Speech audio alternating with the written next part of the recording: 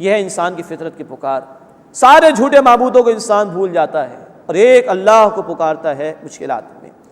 فرمایا قل اللہ ینجیکم منہا، اے نبی صلی اللہ علیہ وسلم فرما دیجئے اللہ ہی تمہیں اس سے بچاتا ہے. ومن کل کرب، اور ہر سختی سے بچاتا ہے. ثم انتم تشرکون، پھر تم شرک کرنے لگ جاتے ہیں. اب اللہ کی طرف سے آنے والے عذابوں کی 3 اقسام کا بیان ہو رہا ہے. قل هو القادر علی ان یبعث علیکم عذابا، اے نبی صلی اللہ علیہ وسلم فرما دیجئے کہ اللہ تم پر قادر ہے کہ تم پر عذاب بھیجے. من فوقکم، تمہارے اوپر سے، او من تحت ارجلکم، یہ تمہارے پاؤں کے نیچے سے، او یلبسکم شیعا، یا تمہیں گروہوں میں تقسیم کر دے. ویذیق بعضکم بأس بعض، اور تم میں سے ایک کو دوسرے کی طاقت کا مزہ چکھا دے. یہ ہے اللہ تعالیٰ کی طرف سے آنے والے عذابوں کی کیفیات. اوپر سے اللہ کا عذاب آ جائے، جیسے قوم لوط پر پتھروں کی بارش ہوئی، قوم شعیب پر کڑک کا عذاب آیا، بجلی چمکی اور پھر زلزلہ بھی آیا. نیچے سے اللہ کا عذاب آ جائے، زلزلے آ جائیں، طوفان آ جائے، زمین میں دھسا دیا جائے، سمندر میں غرق کر دیا جائے، یہ زمین کا عذاب ہے.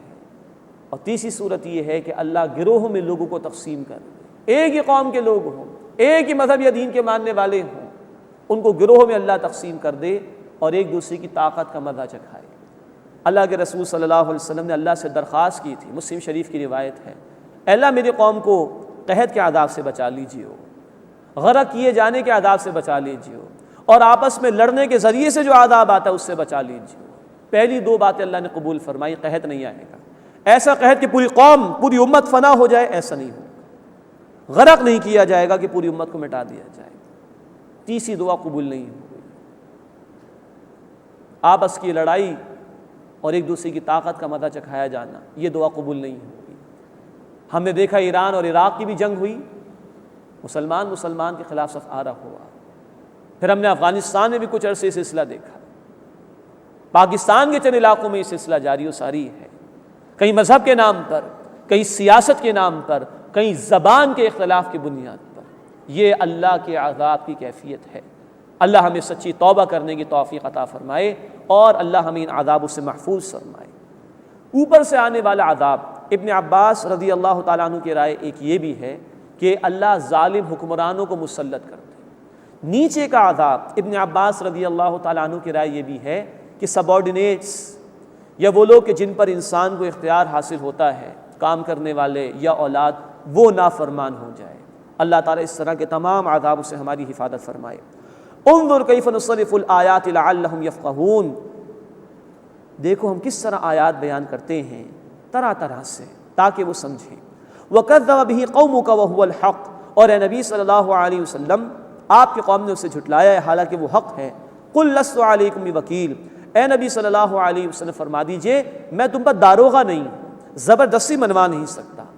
لِكُلِّ نَبَإٍ مُسْتَقَرٌ، ہر خبر کے لیے ظہور میں آنے کا ایک وقت ہے. وَسَوْفَ تَعْلَمُونَ، اور تم ان قریب جان لو گے. یہ دھمکی دی جا رہی جھٹلانے والوں کو. اللہ کی طرف سے عذاب کے آنے کے لیے وقت طے ہے، جب وہ وقت آئے گا تو عذاب آ جائے گا اور تم جان لو گے. وَإِذَا رَأَيْتَ الَّذِينَ يَخُوضُونَ فِي آيَاتِنَا، اور جب تم دیکھو ان لوگوں کو جو ہماری آیات میں جھگڑتے ہیں، فَأَعْرِضْ عَنْهُمْ، تو ان سے کنارہ کشی اختیار کر لو. حَتَّى يَخُوضُوا فِي حَدِيثٍ غَيْرِهِ، یہاں تک کہ وہ کسی اور بات میں مشغول ہو جائیں. وَإِمَّا يُنْسِيَنَّكَ الشَّيْطَانُ، اور اگر تمہیں شیطان بھلا دے، فَلَا تَقْعُدْ بَعْدَ الذِّكْرَىٰ، تو یاد آ جانے کے بعد مت بیٹھو، مع القوم الظالمین، ظالم لوگوں کی قوم کے ساتھ. اس آیت کا حوالہ آ چکا ہے سورہ النساء آیت نمبر 140 میں. اس آیت کو سورہ نساء کی آیت نمبر 140 میں ریفر کیا تھا اللہ تعالیٰ نے کہ جہاں کہیں بھی اللہ کی آیات کا مذاق اڑایا جائے، اللہ تعالیٰ کی نافرمانی کی جائے، اہل ایمان کے لیے ایسی مجالس اور محافل میں شرکت کرنا جائز نہیں، بلکہ ایمان کا تقاضا تو یہ کہ برائی کو روکنے کی کوشش کی جائے. مسلم شریف کی روایت کے مطابق اللہ کے رسول صلی اللہ علیہ وسلم نے فرمایا، جو کوئی تم میں سے برائی کو دیکھے اسے چاہیے کہ اپنے ہاتھ سے بدل دے. اس کی صلاحیت نہیں تو زبان سے روکے اور منع کرے، اس کی بھی صلاحیت نہیں تو دل میں ارادہ رکھے کہ برائی کو بدلوں گا، اور اگر یہ بھی نہیں تو فرمایا کہ ایمان رائی کے دانے کے برابر بھی دل میں باقی نہیں. اور ایک روایت میں الفاظ ہے کہ پھر یہ ایمان کا کمزور ترین درجہ ہے کہ کم از کم دل میں تو ارادہ ہو برائی کو بدلنے کا. تو روا نہیں ہے ایسی مجالس میں بیٹھنا جہاں اللہ کی آیات کا انکار ہو، اللہ کے احکامات کی نافرمانی ہو۔ انسان اگر روک سکتا ہے تو روکے، لیکن ان کے ساتھ بیٹھنے کی اجازت نہیں۔ وما علی الذین یتقون من حسابہم من شیء، اور جو لوگ تقوی اختیار کرتے ہیں یعنی اللہ کی نافرمانی سے بچتے ہیں، ان پر ان جھگڑنے والوں کے حساب میں سے کوئی شے نہیں۔ ولیکن ذکریٰ لعلہم یتقون، لیکن نصیحت کرنا ہے تاکہ وہ لوگ بچتے رہیں۔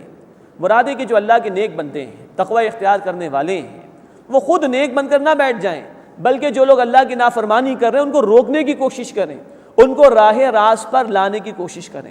اور عین ممکن ہے کہ نیک لوگوں کے اس عمل سے کہ وہ دوسروں کو بھی نیکی کی دعوت دیں، برائی سے روکنے کی کوشش کریں، تو جو لوگ گناہوں میں ملوث ہیں، اللہ کی نافرمانی میں ملوث ہیں، ممکن ہے وہ باز آ جائیں اور بچ جائیں۔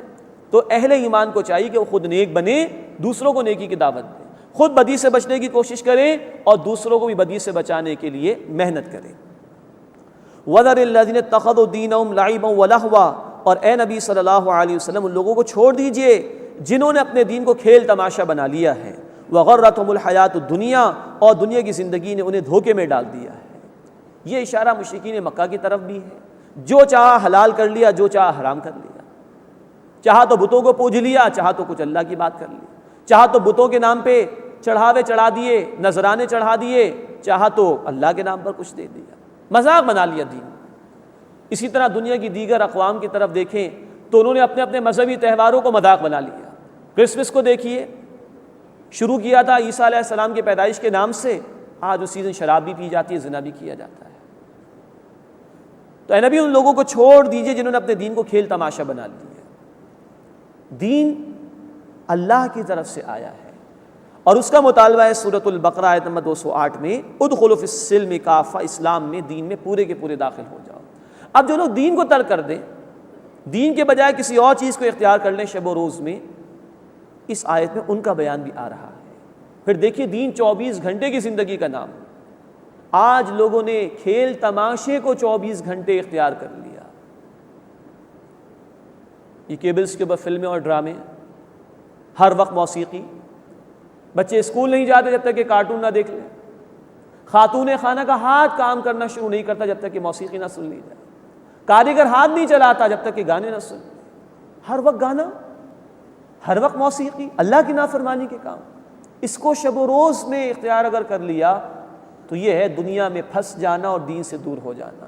اللہ ہماری اس سے حفاظت فرمائے۔ وَذَرِ الَّذِينَ اتَّخَذُوا دِينَهُمْ لَعِبًا وَلَهْوًا، اور اے نبی صلی اللہ علیہ وسلم ان لوگوں کو چھوڑ دیجئے جنہوں نے اپنے دین کو کھیل تماشا بنا لیا۔ وَغَرَّتْهُمُ الْحَيَاةُ الدُّنْيَا، اور دنیا کی زندگی نے انہیں دھوکے میں ڈال دیا، اسی کے طالب بن کر رہ گئے۔ وَذَكِّرْ بِهِ، اور اے نبی صلی اللہ علیہ وسلم اس قرآن کے ذریعے سے تذکیر کیجئے، یاد دہانی کرائیے۔ تیسری مرتبہ یہ الفاظ قرآن میں آ رہے ہیں اسی صورت میں، یہ یاد دہانی کرنا ہے قرآن کے ذریعے سے۔ دعوت کا بیسک انسٹرومنٹ قرآن حکیم ہے۔ وَذَكِّرْ بِهِ، اور اے نبی صلی اللہ علیہ وسلم اس قرآن کے ذریعے سے تذکیر کیجئے، یاد دہانی کرائیے۔ أَن تُبْصَرَ نَفْسٌ بِمَا كَسَبَتْ، کہ کہیں کوئی شخص پکڑا نہ جائے اس کی وجہ سے جو اس نے عمل کیا۔ لَيْسَ لَهَا مِن دُونِ اللَّهِ وَلِيٌّ وَلَا شَفِيعٌ، اس کے لیے نہیں ہوگا اللہ کے سوا کوئی حمایتی اور نہ ہی کوئی سفارش کرنے والا۔ وَإِن تَعْدِلْ كُلَّ عَدْلٍ لَا يُؤْخَذْ مِنْهَا، اور اگر بدلے میں تمام معاوضے دینا چاہے تو اس سے قبول نہیں کیے جائیں گے۔ أُولَٰئِكَ الَّذِينَ أُبْسِلُوا بِمَا كَسَبُوا، یہی لوگ ہیں جو اپنے کیے کی وجہ سے پکڑے گئے۔ لَهُمْ شَرَابٌ مِّنْ حَمِيمٍ، ان کے لیے کھولتے ہوئے گرم پانی میں سے پینے کے لیے ہوگا۔ وَعَذَابٌ أَلِيمٌ بِمَا كَانُوا يَكْفُرُونَ، اور دردناک عذاب ہوگا اس لیے کہ وہ کفر کیا کرتے تھے۔ اللہم اجرنا من النار، اے اللہ ہمیں آگ کے عذاب سے محفوظ فرما۔ اب نواں رکوع شروع ہو رہا ہے، اس میں اللہ کی قدرت کاملہ کا بیان اور حضرت ابراہیم علیہ السلام کے واقعے کا ذکر آ رہا ہے۔ قُلْ أَنَدْعُو مِن دُونِ اللَّهِ مَا لَا يَنفَعُنَا وَلَا يَضُرُّنَا، اے نبی صلی اللہ علیہ وسلم ان سے کہیے کہ ہم اللہ کے سوا اس کو پکاریں جو ہمیں نہ نفع پہنچا سکے نہ ہمارا نقصان کر سکے۔ وَنُرَدُّ عَلَىٰ أَعْقَابِنَا بَعْدَ إِذْ هَدَانَا اللَّهُ، اور ہم اپنے الٹے پاؤں پھر جائیں اس کے بعد کہ جبکہ اللہ نے ہمیں ہدایت دے دی۔ ذرا خود سوچو، اللہ نے ہمیں ہدایت دی ہے، اپنی توحید سے سرفراز فرمایا، کیا ہم اس کو ترک کر دیں اور ان جھوٹے معبودوں کو پکارے جو نہ نفع پہنچا سکتے نہ نقصان پہنچا سکتے؟ وَنُرَدُّ عَلَىٰ أَعْقَابِنَا، اور ہم اپنی ایڑیوں پر الٹے پاؤں پھر جائیں، بعد اذ ہدانا اللہ، اس کے بعد کہ جب اللہ نے ہمیں ہدایت